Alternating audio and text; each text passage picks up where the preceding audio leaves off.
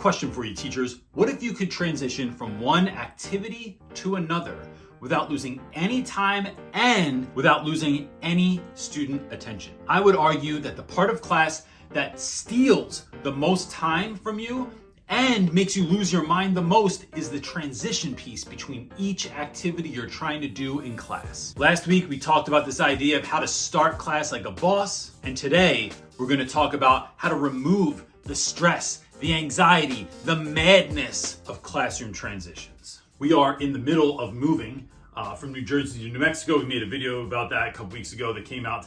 And so I'm literally teaching out of my lunch room on a whiteboard on the side of the wall because I don't have my normal setup. So the first thing here is creating a rhythm, right? You want to create a rhythm. You want to create consistency so that you're not jumping from idea to idea, but that the students know what to expect.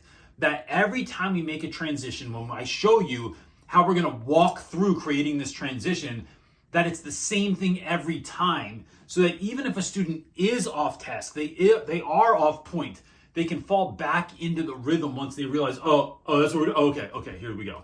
And then it just becomes a simpler transition for them. The second thing is you have to get their attention. Now I realize this is easier said than done. The way I get attention, I've talked about this a lot of times, but look, leaders are repeaters, is this idea that I am counting down from 5. 5, 4, 3, 2, thank you very much. All right, here we go. If they're not listening when I get to 1, and I don't mean there's only a couple people talking. I mean there are no people talking. I'll do it. All right, we're gonna try that one more time. I need your attention on me. And 5, 4, 3. I am looking at students in their eyeballs so that they know that I see them, so that we can move on to this next thing. Now, it's one thing to get attention. How do you keep it, right? The way that I keep attention is that I am going to actually, let's say it like this. I tell kids how long I need their attention, right? So I'm not just keeping their attention forever. I don't want them to think that, oh my gosh, he's so long. Reynolds, he takes forever to tell the direct. He just keeps talking. He keeps talking and going on and on and on. Because some of us do that, right? And I know, I'm going to tell you in just 1 second how I have done that many, many times and how I had to right the ship. But when I ask for students' attention and I get them quiet, all right, listen up, y'all. I'm going to give you the rundown on what we're doing next. I need to give you these directions. And I need your attention for 30 seconds. Who's got 30 seconds for me? So again, I'm telling them how long this is going to take. Now, I talked about this in my last video, and the question that I get is, if you tell them, but they don't listen. And I think a lot of people run into this problem, and I know I have certainly, is that you're not true to your word. That when I say, like, if something's going to take 30 seconds, it can't take 2 minutes, right? If it's 30 seconds and it takes a minute, right, that's not so far off. But there are folks that do a couple of different things. Either you start telling directions and someone asks a question about homework last night. So, all right, listen, today in this activity, what we're going to do is I'm going to move you into small groups. What's that, Tim? What? Homework? I'll tell you about the homework later. Or you missed class yesterday. All right, you have 2 days to make that up, and then you can get it back to me. And if you need help, come see me after class. All right? Okay, good. Okay, we ready? All right, so today you're going to work in small groups together. What's that?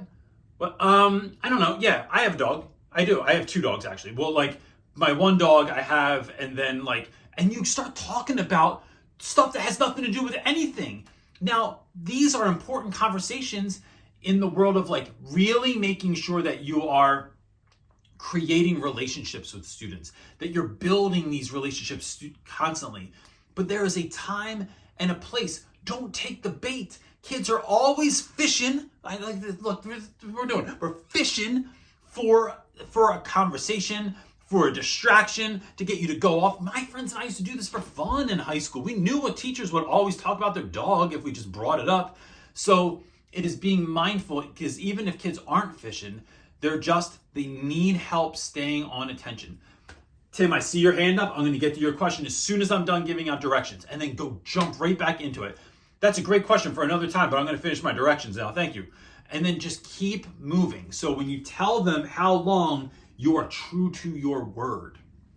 The next thing is that you want to give directions, but I think one of the things that teachers go wrong, or one of the places that teachers go wrong, is that they give 17 directions at a time. You give one direction at a time.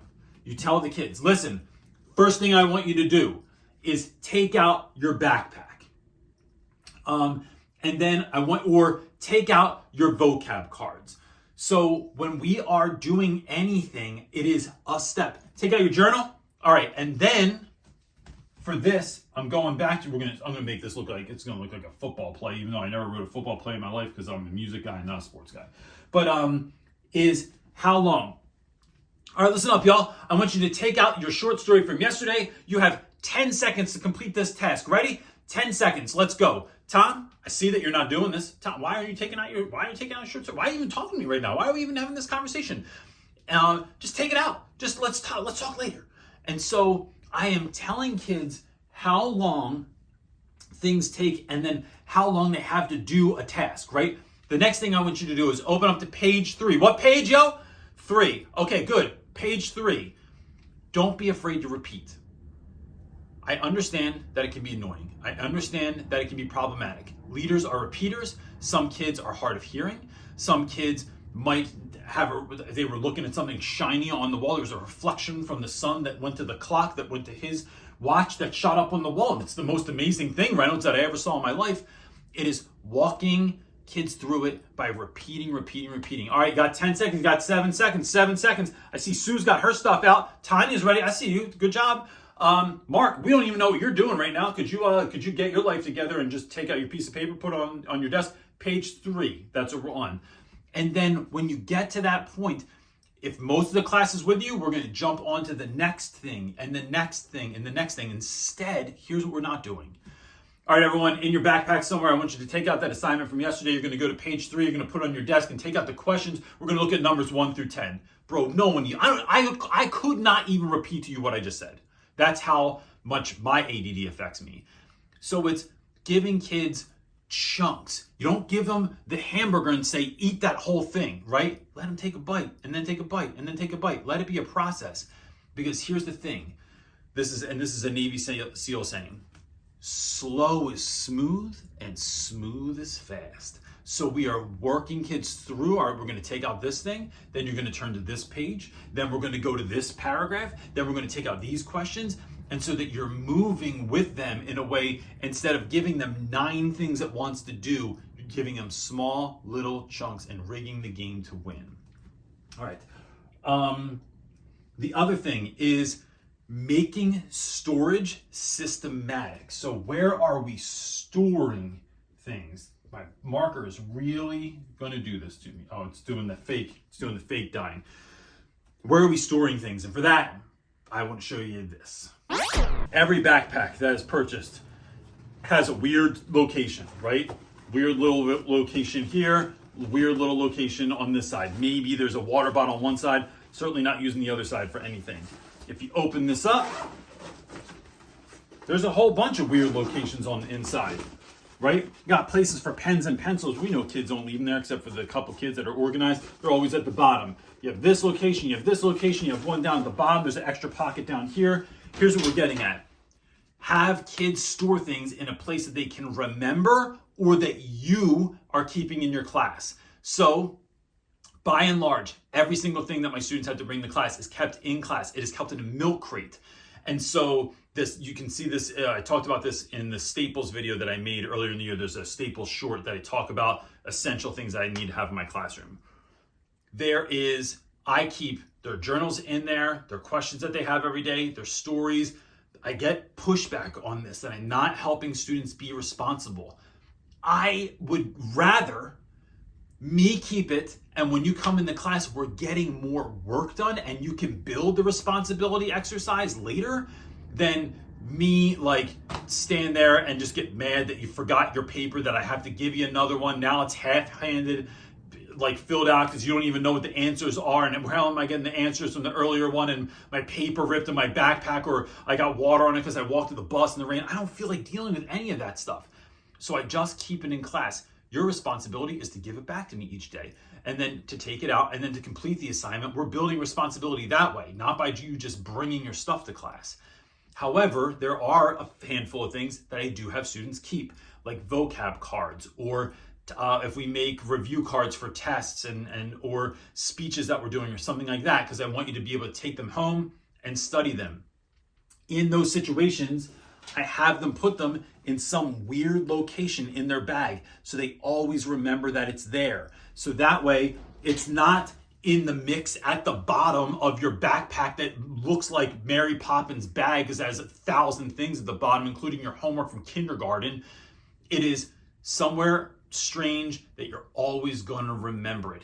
My grandfather taught me this when I was a kid. My grandfather kept his car keys in the freezer. It was just so weird. Even when he went to people's houses, he would take his car keys, he'd go over to your house, he would put them in the freezer. You know why? Because he'd never forget where he left them. They were always in the freezer, which is weird, but I come from a weird family. And it's that simple, right? We are building rhythms. This becomes the rhythm. I am getting students' attention. I am keeping it by telling them how long and directly connecting with students that are off task. I am then giving directions and they know how long that's going to take. I'm telling them what I need to be doing, or what they need to be doing rather, and how long that's going to take. How long? You have 10 seconds to get this out, 20 seconds to get this out, 1 minute to make this happen. And then I am being mindful of where they're storing. I'm not losing time on kids that can't find their stuff, because I've systematized this. I am handing it out when you need it, or I'm having, better yet, a student doing it, because I delegate everything that I could, if anyone else can do it, I don't do it. So I'm delegating this. And then that becomes the rhythm. Every time we transition. All right, y'all, we're transitioning out of this. You have 10 seconds to put those note cards away. Make sure you put them in that weird little pocket. You're gonna need them tomorrow. Don't forget them. The next thing we're gonna do, I need 10 seconds on the clock so I can tell you the next thing we're gonna do. The next thing is I want you to open up your textbook, right? So you're gonna take out your textbook, you're gonna open that up, put it on your desk. You have 10 seconds before I give you the next direction. And that's how we keep moving and moving and moving, and you will gain a mountain of time back in your class and get done way more than you ever thought you did, because you are remembering that slow is smooth and smooth is fast. Now, next week, I want to talk to you about, even in the midst of this, how do you help students that struggle even with these very simplified tasks?